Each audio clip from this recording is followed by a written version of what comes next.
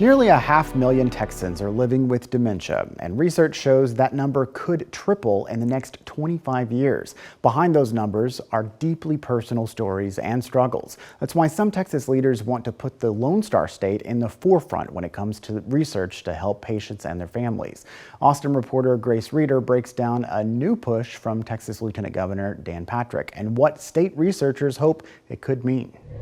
Monday, Texas Lieutenant Governor Dan Patrick announced a new legislative initiative that could result in a state-funded research institute that focuses entirely on dementia. Dementia is going to increase as the population increases. So as we get a larger population, the state will have more and more people who are experiencing dementia. It's not the most common thing in old age that people experience, but when they do, it's very detrimental to the individual and to their families. The Dementia Prevention Research Institute of Texas would be modeled much like the Cancer Prevention Research Institute of Texas, or CPRIT, which the Texas legislature created and voters approved in 2007. Texas voters put even more money toward that effort in 2019, in all putting $6 billion toward cancer research and prevention. Well, we know that every dollar invested in Alzheimer's and dementia research is a dollar that brings us closer to identifying better treatments and ultimately to finding a cure. It helps recruit people into the field of Alzheimer's and dementia, where otherwise they may be working on a different disease. But also, the Alzheimer's Association says they don't want the state to lose sight of families dealing with this disease right now. The critical additional need is to provide support for those affected by Alzheimer's disease. So that's the reason for the last 3 legislative sessions, the Alzheimer's Association has been advocating for funding specifically to invest in care and support, and that's been our number one priority. Grace Reeder, State of Texas. Lieutenant Governor Patrick said he's been working with Senate Finance Chair Joan Huffman and former House Speaker Tom Craddock to shape the legislation. Should lawmakers pass it through, Texas voters will need to approve it as a constitutional amendment to make the Research Institute a reality. You heard Grace report that the legislation aims to create a research institute for dementia that's modeled on CPRIT, the Cancer Prevention and Research Institute of Texas. We want to dig a little deeper into what CPRIT does and how it helps Texans. Joining us for Insight is Kristen Doyle, the CEO of CPRIT. Welcome. Thank you for being here. Thank you for having me. So, Texas voters approved billions of dollars to create and fund the Institute. Tell us a little bit about what CPRIT does. So, CPRIT funds the most innovative cancer research and prevention projects all throughout Texas. 10% of our funds can go to cancer prevention, so that's screening, diagnostics, education, vaccinations, and that way we can touch every county in Texas.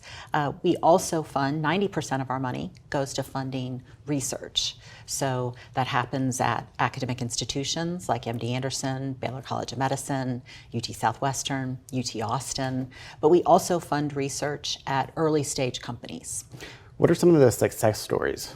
So we've been operating now for 15 years. On the prevention front, I told you we do screenings, and we can screen in every county in Texas, medically underserved and underinsured areas. To date, we have detected more than 46,000 cancer and cancer precursors through those CPRIT-funded screenings. So that means early detection means, easier to treat, easier to survive. We've literally saved lives with these screenings. And, at this point now, more than 410,000 Texans have had their first screening through cancer prevention projects funded by CPRIT. Wow. How do you actually determine who gets the grants that are going to be doing some of those things? So that's a great question. And it really is, I think, the reason for the success of CPRIT. The legislature, when they created us, they put something into our statute that requires every single grant that we fund to go through a peer review process. So an expert review that looks at the science, looks at the application and the indication, and then tells our oversight committee, so that's our governing board.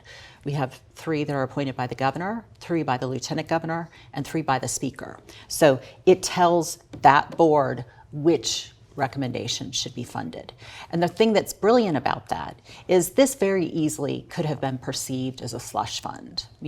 After all, it's run by government appointees, so who knows who's behind the scenes pulling the strings. But because the legislature and the voters agreed, all of this comes through the peer reviewers, and the peer reviewers are all from outside of the state of Texas. So they're not eligible to receive grant funds from us. So there's really no, you scratch my back, I'll scratch yours. They really are looking at it from the very best science. So, typically we'll get maybe, 600 applications a year, and we'll end up funding about 80 of those. I understand that you're a cancer survivor. What does the work that CPRIT does actually mean to you? So, and I'm actually coming up on my 20th anniversary of my diagnosis. I was diagnosed with leukemia on January 19th, 2005, out of the clear blue sky. I found out that morning that I had leukemia, and by that night I had started chemotherapy. And within 2 weeks, I knew that I needed to have a bone marrow transplant in order to survive. To be in the middle of all of this fantastic work is just one of the highlights of my life, and to be able to hopefully be doing something, for somebody a couple decades from now who will receive a cancer diagnosis and will have all of the things in place for them to survive. We're really changing the future for what cancer will look like in Texas. And Texas is leading the world with that, which is why it was fantastic to hear that Texas is going to again take the initiative and lead the world in terms of what we are doing with dementia. Just like cancer, dementia touches many, many Texas families.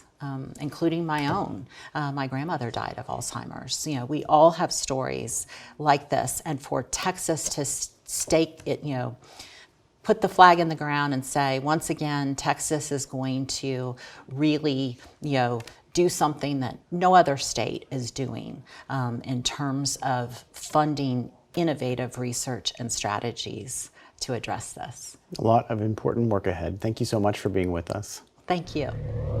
Governor Abbott told Texas public universities he would not support tuition increases, how UT students are reacting to this new development, and what the UT system is doing to address high costs.